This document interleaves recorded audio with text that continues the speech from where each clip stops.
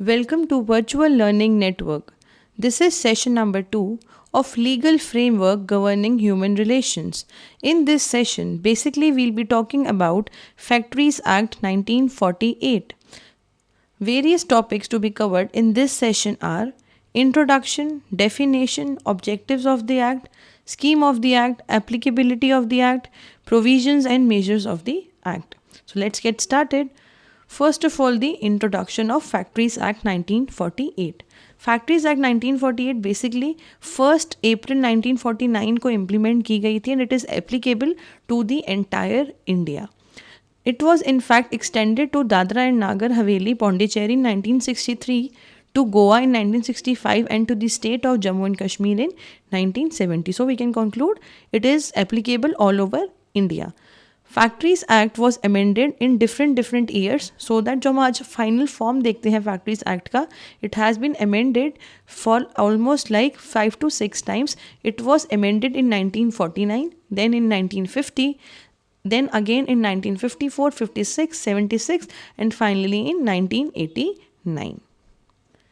Now in India, there are millions of industrial workers engaged in work and these workers are exposed to various kinds of risk and health hazards in their workplaces. A country like India, यहाँ पे बहुत सारे industrial workers you can easily find out. ये सारे ही workers बहुत सारे risk और healthy hazards वाले वर्क प्लेस पे काम करते हैं. सो बेसिकली जो फैक्ट्रीज एक्ट 1948 है वो ये देखता है क्या एडिक्वेट कंपनसेशन दिया जा रहा है पर्सनस को with respect to the risk they are facing.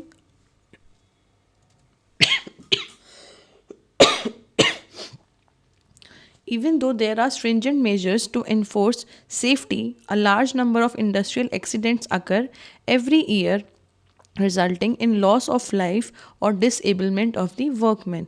तो गवर्नमेंट ने ऐसे बहुत सारे मेजर स्ट्रिक्ट मेजर्स लिए गए हैं जिससे सेफ्टी इंश्योर कर सकें हम इंडस्ट्रियल वर्कर्स की. बट जो रेट है इंडस्ट्रियल एक्सीडेंट्स का इंडिया में it is increasing every year. जो फाइनल रिजल्ट होता है इन एक्सीडेंट्स का कुछ केसेस में उसमें लॉस हो जाता है एक पर्टिकुलर पर्सन की लाइफ का या फिर एक परमानेंट डिसेबलमेंट हो जाती है जिससे आगे फ्यूचर में वो पर्टिकुलर वर्कर काम नहीं कर पाता. Any loss of life or disablement has an adverse effect on the earnings of the workmen and their dependents. Finally, अगर एक पर्टिकुलर एम्प्लॉय एक पर्टिकुलर वर्कर को डिसेबलमेंट हो जाती है या फिर लॉस ऑफ लाइफ हो जाता है, फाइनली जो सारे लोग उस पर डिपेंडेंट थे maybe their family members उन सब की अर्निंग पे भी इफेक्ट पड़ता है. Finally even they will suffer due to that loss of life और disablement. So finally factories act 1948 was enacted and came into the force with the main objective to provide adequate compensation to the affected persons. जितने भी affected persons होंगे with regard to the workers who are working in the factories उन सबको adequate compensation दिया जा रहा है या फिर नहीं दिया जा रहा. This was the main objective of Factories Act 1948. Now what is factory as per this act? Now factory is defined in section 2 subsection M of this act. It means any premises including the presents thereof. वो सारे premises इसमें include किए जाते हैं जिनके कुछ specifications दिए हुए हैं.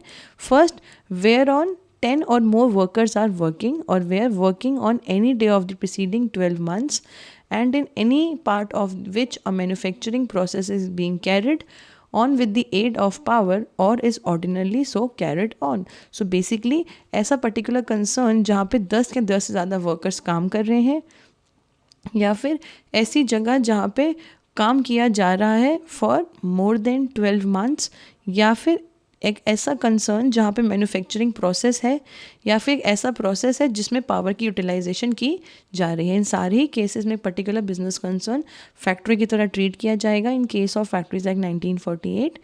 या फिर where on 20 or more workers are working or where working on any day of the preceding 12 months.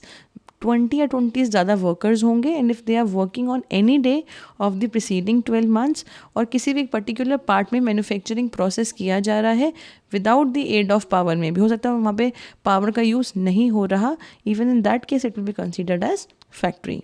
Now this specification is being laid in section 2 subsection M of this particular act. Now what are the followings have led to be a factory. अगर कोई एक salt work है या फिर a shed for ginning and pressing of cotton, a beedi making shed, a railway workshop, composing work for letterpress printing, sawmills, place for preparation of foodstuff and other eatables. All of these things will be included in factory in case of Factories Act 1948. Now, what are the basic objectives of Factories Act?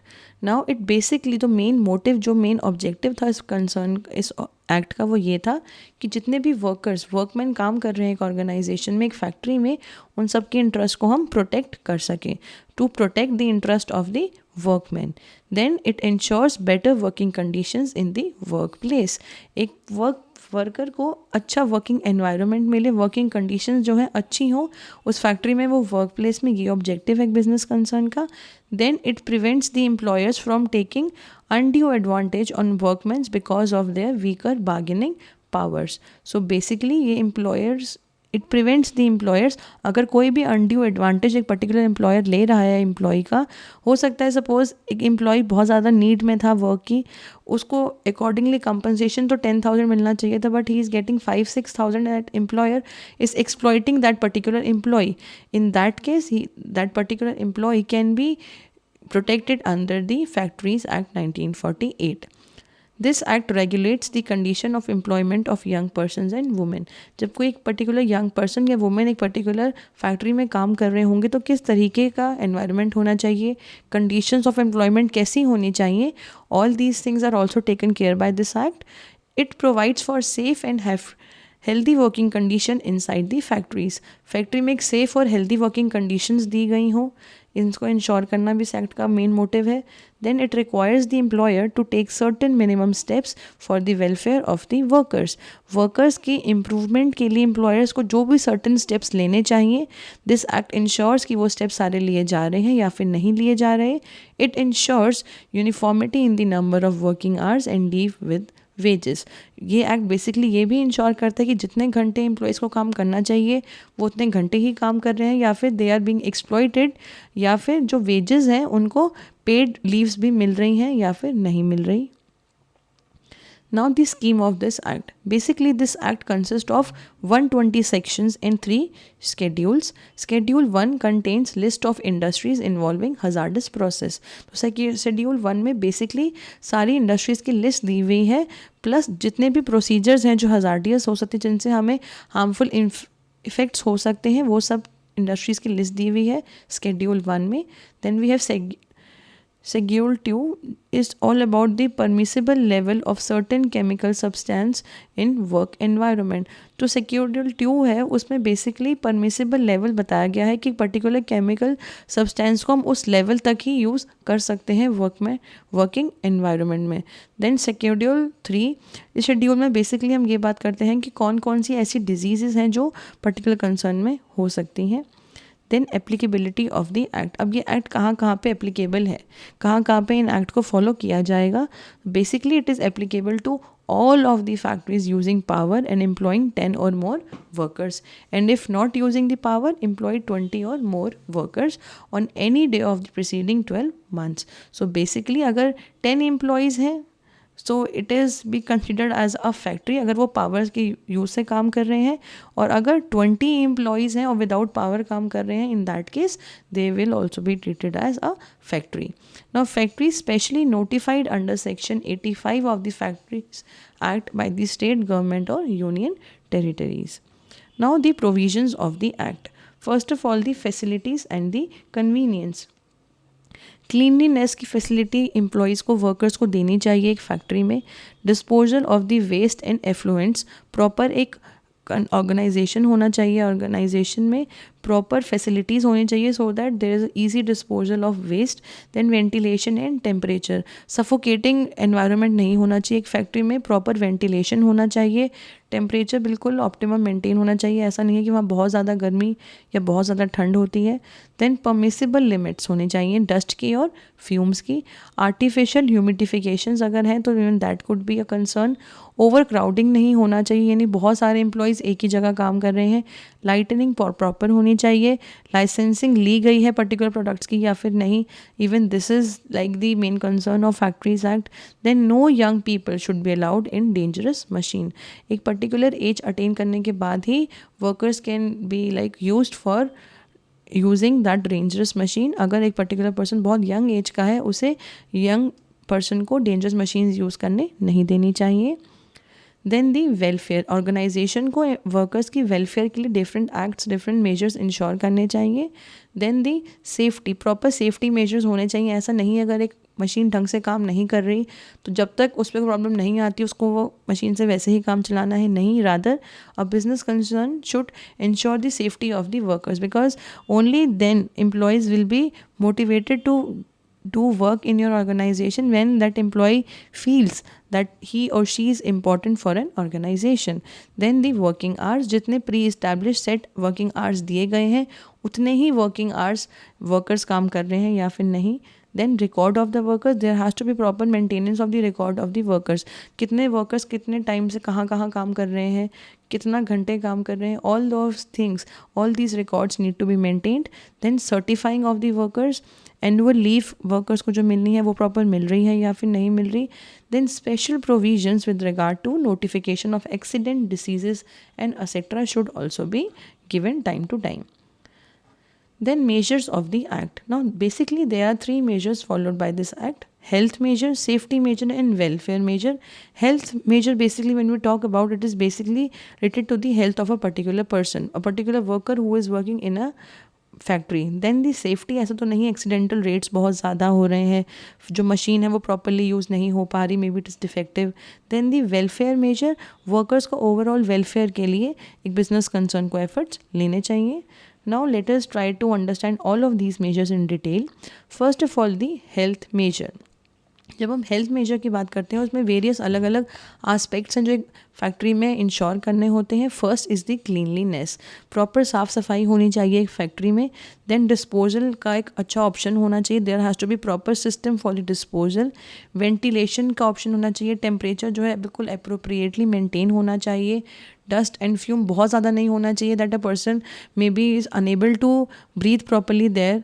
Then artificial, humidification can be then overcrowding नहीं होना चाहिए। ऐसा नहीं है कि बहुत सारे लोग एक ही पर्टिकुलर जगह पे काम कर रहे हैं, it is very difficult to work there, maybe it is very difficult to even breathe properly there. Then lighting जो है प्रॉपर होनी चाहिए, ऐसा नहीं है कि बहुत ज़्यादा हो जिससे स्ट्रेन पड़े आइस को, लेकिन ऐसा भी नहीं होना चाहिए कि बहुत कम हो और अगेन आइस पर से कोई इफेक्ट पड़े। ड्रिंकिंग वाटर जो है बिल्कुल क्लीन होना चाहिए, it should not be like this कि workers are getting some health problems due to drinking of inappropriate water. Then the latrines and urinals की फैसिलिटीज़ देनी चाहिए। देन दी स्पिटोन्स की फैसिलिटीज़ भी should be there. Then the safety measures, safety measures basically include करते हैं like fencing of the machinery, अगर machinery में कुछ फेंसिंग की रिक्वायरमेंट है it has to be done. Safety measures in case of worker और near machinery in motion, may be एक particular machine अगर मोशन में है, if that machine is working, उन पर्टिकुलर मोशन में जिन जिन सेफ्टी मेजर्स को लेने की ज़रूरत है वो सारे लिए जाने चाहिए। रिस्ट्रिक्शन ऑन वुमेन और young person to work in such machine, कोई एक ऐसी मशीन जो मोशन में या फिर जो बहुत डेंजरस मशीन है, it is difficult to use, उस केस में वुमेन को और यंग पर्सन को वो मशीन यूज़ करनी नहीं देनी चाहिए। Then employment of young person on dangerous machine, a person, a factory manager और a person who is looking after the supervision, basically जो पर्सन कर रहा है उस पर्सन को ध्यान रखना चाहिए कि यंग पर्सन किसी भी डेंजरस मशीन को यूज़ ना करे। स्ट्राइकिंग एयर डिवाइसेस का जो है उसको ढंग से देखना चाहिए, ढंग से काम कर रहा है या फिर नहीं कर रहा। जो सेल्फ एक्टिंग मशीन्स होती हैं whether they are working properly और not. Casing of new machinery या फिर prohibition of employment of women and children near cotton openers, इन सारी ही चीज़ों का ध्यान रखना ज़रूरी होता है in case of safety measures. Now there are some more points in terms of safety measures like hoist and lifts होनी चाहिए, अगर रिवॉल्विंग मशीनरी है तो there has to be a lot of safety security measures involve there. Pressure plant है या नहीं, floor stairs और means of access जो है वो ठीक है या फिर नहीं, पिट सम्स ओपनिंग फ्लोर्स ये सब ठीक है या नहीं। एक्सेसिव वेट्स अगर कोई पुल कर रहा है, पुश कर रहा है, वहाँ पे सेफ्टी मेजर्स होने चाहिए। Protection of eyes should be there. Precaution against dangerous fumes gases should be there. Proper एक सिस्टम होना चाहिए जिससे अगर सपोज कोई डेंजरस गैस अगर रिलीज भी हो जाती है, there has to be proper arrangement जिससे सेफ्टी मेजर्स इंश्योर किए जा सकें. अगर इन केस ऑफ फायर जो जो प्रिकॉशंस लेने हैं, there has to be proper measures for all such things. Safety of building and machinery, and finally there has to be a safety officer in a particular factory जो इन सारी चीज़ों को ensure करेगा. Then the welfare measure, basically जैसे safety measure के लिए एक सेफ्टी ऑफिसर होता है, ऐसे ही फैक्ट्री में वेलफेयर मेजर के लिए वेलफेयर ऑफिसर होता है. Now all those things which are required so that welfare measures effectively organisation में हो सके, उसके लिए वेलफेयर ऑफिसर को अपॉइंट किया जाता है. वॉशिंग फैसिलिटीज़ प्रॉपर हैं एक बिजनेस कंसर्न में, mean that is the concern of welfare measure. Moreover, it includes storing and drying of the clothes, facilities for sitting, चाहे वो काम करते हुए हो या फिर स्पेयर टाइम में हो. फर्स्ट एड अप्लाइंसेस वहाँ पे अवेलेबल है या नहीं. सपोज इन केस कोई प्रॉब्लम हो जाती है, उस केस में फर्स्ट एड जो ट्रीटमेंट है वो कितने जल्दी एम्प्लॉय वर्कर्स को मिल सकता है. प्रॉपर कैंटीन्स है या नहीं, प्रॉपर वहाँ खाना मिलता है, टाइम पे नहीं मिलता. शेल्टर्स, रेस्ट रूम, जो लंच रूम्स हैं, whether they are like maintained properly और नॉट. क्रचेस की फैसिलिटीज़ दी जानी चाहिए in welfare measures. Then working hours spread over and overtime of adult. No जो वीकली आर हैं काम करने के वर्कर्स के, it should not be more than 48 hours a week. So daily hours not more than 9 hours. Intervals for rest at least half an hour on working for 5 hours. तो हर 5 घंटे के बाद एटलीस्ट हाफ एन आवर का break workers को देना चाहिए. एक particular दिन में 9 घंटे से ज़्यादा वर्कर काम नहीं कर सकता. Now it is spread over not more then 10.5 hours. Overlapping shift जो है वो प्रोहिबिट होनी चाहिए. ऐसा नहीं है एक शिफ्ट जब ख़त्म हो रही है उससे आधा घंटा पहले ही सेकंड शिफ्ट शुरू हो गई है, उस केस में there could be a problem. Extra wages for overtime double than normal rates of wages. अगर आप ओवर टाइम कर रहे हैं it should be wages should be the double of the normal rate of the wages. Restriction होनी चाहिए employment of work. अगर हम women की बात करते हैं 6 AM बियॉन्ड 7 PM, 6 AM से पहले या फिर 7 PM के बाद वर्क वुमेन जो एम्प्लॉयमेंट है उस पर रिस्ट्रिक्शंस होने चाहिए. Then annual leave with wages. Now a worker having worked for 240 days at 1 day for every 20 days and for a child 1 day for working of 15 days.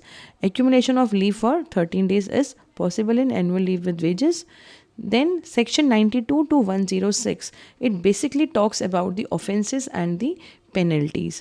अब ऐसी कौन कौन से ऑफेंसेस हैं जो फैक्ट्रीज एक्ट में हो सकते हैं और कौन सी डिफरेंट पेनल्टीज़ हैं जो फेस करनी पड़ सकती हैं फैक्ट्रीज को. First of all the for contravention of the provisions of act और रूल. अगर कोई एक पर्टिकुलर फैक्ट्री कंसर्न कोई कॉन्ट्रवीन करती है to the provisions of acts और रूल्स, उन्हें in that case penalty could be of the imprisonment up to 2 years or fine up to 1 lakh or both rupees 1000 per day. हो सकता है 2 साल का इम्प्रिजनमेंट हो जाए या फिर 1 लाख रुपीज़ का फ़ाइन पे करना पड़े, या फिर हो सकता है दोनों हो जाए, या फिर 1000 पर डे के हिसाब से उन्हें चार्जेस पे करने पड़े. Then the other offence is on continuation of the contravention. अगर कॉन्ट्रावेंशन तब भी कंटिन्यू की जाती है तब भी कॉन्ट्रावेंशन करते जा रहे हैं, वो प्रोविजंस को फॉलो नहीं कर रहे हैं, in that case not less than 25,000 in case of the death. A particular person की अगर डेथ हो जाती है उस केस में the penalty would be minimum to minimum ₹25,000. Then on contravention of chapter 4 pertaining to the safety और dangerous operations. अगर जब हमने जो भी सेफ्टी मेजर्स की बात की है अगर उसमें कोई कॉन्ट्रवेंशन की जाती है, इन दैट केस जो पेनल्टी है मिनिमम टू मिनिमम 5,000 होगी in case of serious injuries. Then we have subsequent contraventions of some provisions. अगर कोई भी कॉन्ट्रवेंशन कुछ प्रोविजंस की जाती हैं अकॉर्डिंगली इम्प्रिजमेंट हो सकती है 3 साल के लिए, या फिर फाइन हो सकता है विच में extend up to 10,000 to 2 lakh rupees. Then other offences are obstructing the inspectors. अगर इंस्पेक्टर्स को ही कोई प्रॉब्लम क्रिएट की जा रही है उस केस में इम्प्रिजनमेंट हो सकती है अप टू 6 months, या फिर फाइन पे करना जा पड़ सकता है 10,000, या फिर दोनों ही चीज़ें पेनल्टी की तरह आपको इम्पोज की जा सकती हैं. Then wrongful disclosing result pertaining to results of analysis. अगर कोई जानबूझ के रॉन्ग रिजल्ट को डिस्प्ले किया जा रहा है उस केस में इम्प्रिजनमेंट हो सकती है 6 months की, या फिर फाइन हो सकता है अप टू ₹10,000, या फिर दोनों ही कॉन्सिक्वेंसेस को फेस किया जा सकता है.